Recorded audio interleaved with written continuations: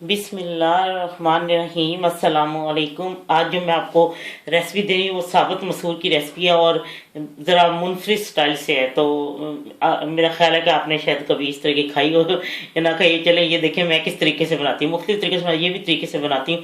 तो आपको मैं बताती हूँ। इसके लिए मैंने 250 ग्राम जो है साबुत मसूर लिए थे और अब मैंने इसको तकरीबन 2-3 घंटे भिगो दिया था। तो अब आप कम भी भिगो सकते हैं, लेकिन मेरे पास ऐसे टाइम था, मैंने भिगो दिया। अब मैं आपको बताती हूँ ये पकने की रखती हूँ और बताती हूँ कि इसमें और क्या क्या चीज़ें डलती हैं। ठीक है, लीजिए मैंने उसे डबल पानी डाल के रख दिया। अगर आप कुकर में गलाती हैं, जिससे यहाँ पे दाल जल्दी गल जाती है, इसलिए मुझे कुकर यूज़ करने की जरूरत ही नहीं पड़ती। मैंने नॉर्मल देखिए बनाई है। और जब भी मैं कोई दाल गलाती हूँ, जब पका रही थी, तो उसमें मैं हमेशा साबुत लहसुन की तुरियाँ जो है ना, वो पेस्ट नहीं डालती, साबुत लहसुन की तुरियाँ ये मैं डाल दूंगी। और मैंने ये 2 डाली हैं। और अदरक लहसुन का पेस्ट जो है वो मैंने 1 टीस्पून लिया है। ये सिर्फ लहसुन का सॉरी अदरक का पेस्ट 1 टीस्पून लिया है। लहसुन की 2 तुरियाँ डाल दी, क्योंकि ये जब गलती हैं तो इसको जब फिर वो चमचे से इसको पीस लेते हैं ना, मैश करते हैं, वो इसका एक अच्छा बहुत अच्छा जायका है। और हाफ टी स्पून मैंने सुरख मिर्च ली है और ये आप अपनी मर्जी से डालते हैं। क्रश मिर्च मैंने हाफ टी स्पून ली है। हमने दोनों को डाल दी, क्योंकि मैंने ग्रीन जो डालनी है ना चिल्ली सब्ज मिर्च, वो बहुत कड़वी है, इसी मैंने एहतियात से डाल रही हूँ। हल्दी हल्दी मैंने 1/4 टीस्पून ली है। और मैंने नमक लिया है तकरीबन हाफ टी स्पून से थोड़ा ज्यादा कम होगा तो फिर मैं और डालूंगी। और हाफ टी स्पून मैंने जो है धनिया पाउडर में डालूंगी। और बीच में मैं हरी मिर्ची बारीक काट के डाल देती हूँ। और फिर देखती हूँ कि इसको मैंने और क्या इसमें डाल अब ये सॉरी मैं अब इसको पकने के लिए रखती हूँ। और जब ये गल जाता है तो इसका तड़का फिर मैं आपको बताऊंगी और इसमें क्या चीज़ डलेगी और तड़का वाला मैं लगाने के लिए क्या और मतलब इसमें करूंगी। तो फिर आप देखें जब ये गल जाता है तो फिर मैं आपको दिखाती हूँ मैंने और क्या इसमें डालना है। लीजिए ये गल चुके हैं। और मैंने ये देखें अब जो लहसुन की तुरियां हैं मैं उनको ना ऐसे चम्मच से मैश कर देती हूँ। अब मैं आपको बताती हूँ कि इसमें और क्या डलेगा। ये हो चुके हैं। अच्छा, अब मैं इसमें डालूंगी कि इमली का पल्प है 1 टेबल स्पून। मैंने इमली के 1 टीस्पून लेके उसको भिगो दिया था और सारी गुठलियां निकाल दी थी। और ये इमली का पल्प है, ये मैं डालूंगी। और हरा धनिया और हरी मिर्च ये फिर बारीक करके डाली, पहले मैंने डाली थी और फिर ये थोड़ा सा धनिया था वही डाल दिया है। और साथ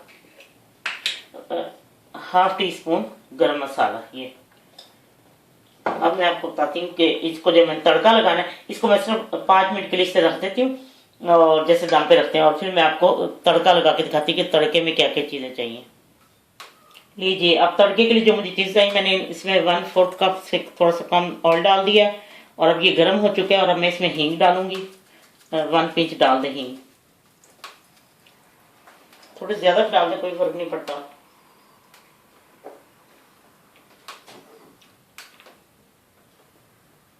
और अब इसमें हाफ टी स्पून मैं जीरा डालूंगी। और मैंने 1 कली लहसुन की ली थी, इसको कूट के कुंडी में कूटना है, फिर इसको डालना है। अदरक को और लहसुन को 1 कली मैंने लहसुन की ली थी और मैंने हाफ इंच का टुकड़ा अदरक का लिया था। अब इसको इसमें थोड़ा फ्राई करती हूँ।